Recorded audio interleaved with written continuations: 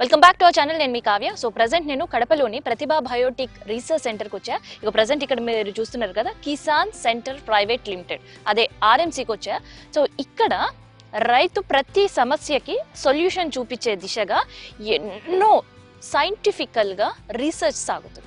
So ఇంతకీ ఈ research ఏంటి, అండ్ దాంతోపాటు ఎంతమంది రైతులకి ఒక సొల్యూషన్ ఇవ్వగలిగారు, అండ్ రైతులకి అవగాహన కల్పించడానికి ఎలాంటి కార్యక్రమాలు ఇక్కడ జరుగుతున్నాయి. సో ఇట్లాంటి విషయాలన్నీ కూడా తెలుసుకుందాం. చలో పదండి.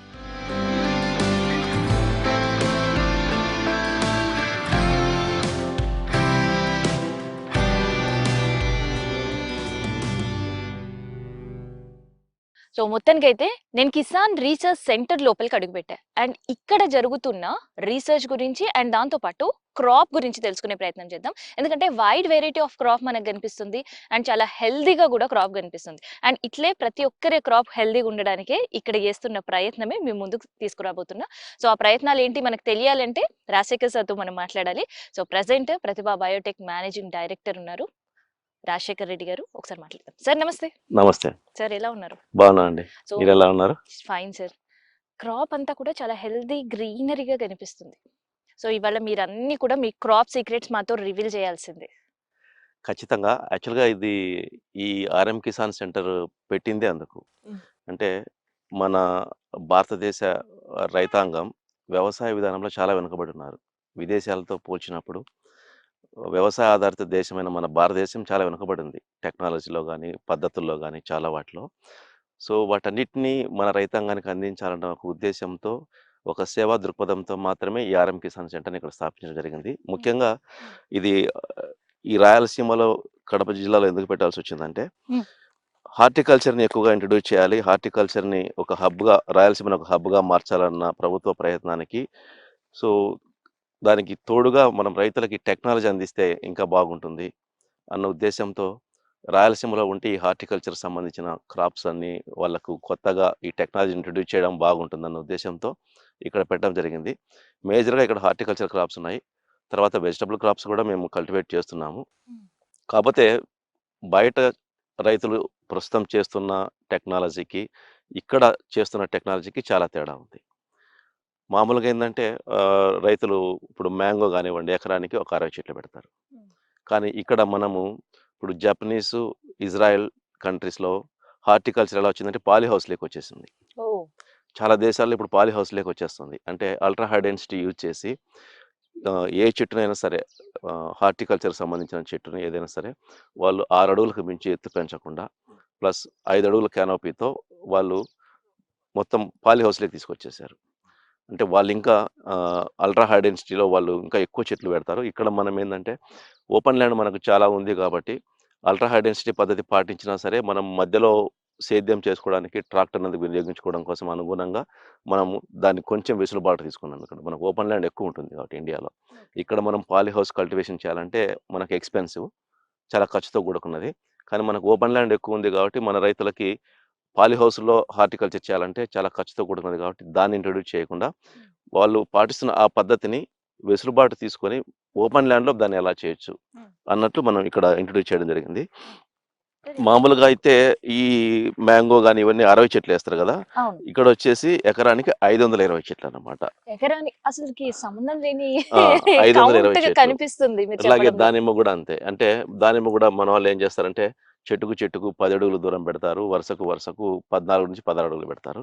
కానీ ఇక్కడ చెట్టుకు చెట్టుకు మీరు చూడొచ్చు, చెట్టుకు చెట్టుకు 5 అడుగులే ఉంటుంది. 5 అడుగులే ఉంటుంది. వరుసకు వరుసకు 16 అడుగులు పెట్టాం.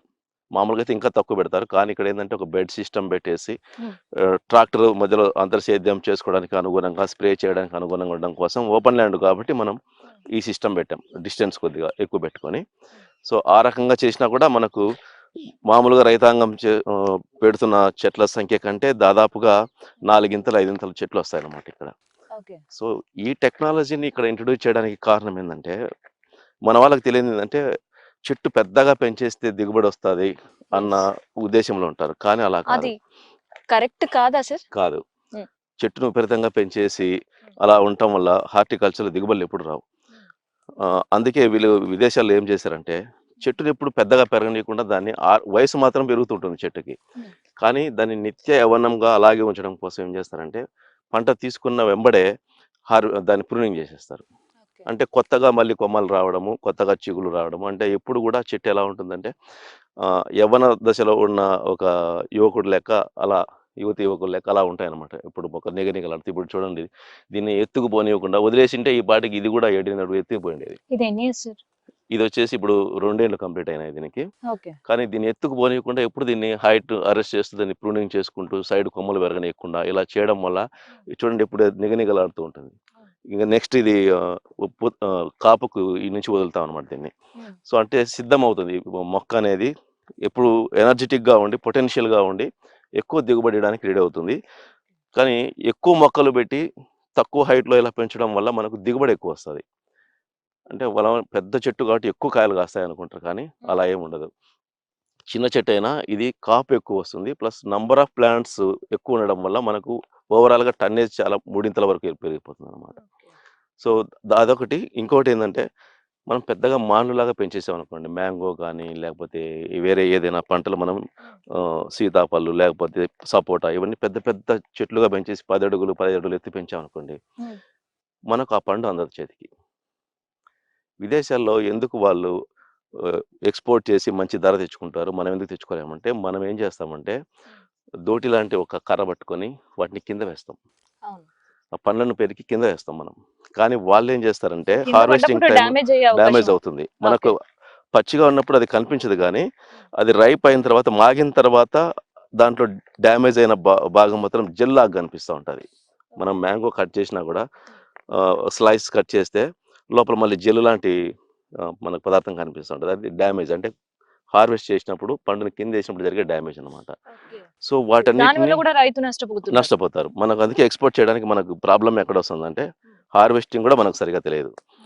సో, ఇలా హైట్ ఎక్కువ పెంచితే దాన్ని హార్వెస్ట్ చేయడం రాదు మనకు. కానీ విదేశాల్లో ఏం చేస్తారంటే హైట్ 6 అడుగులకు మించి ఏ చెట్టును పెరగనివ్వరు. సో, ప్రతి పండు చేతికి అందుబాటులో ఉంటుంది. ఓకే.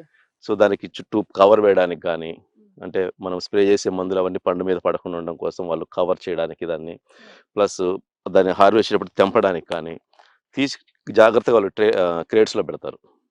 సో, దానివల్ల ఎక్కడ దానికి డ్యామేజ్ ఉండదు.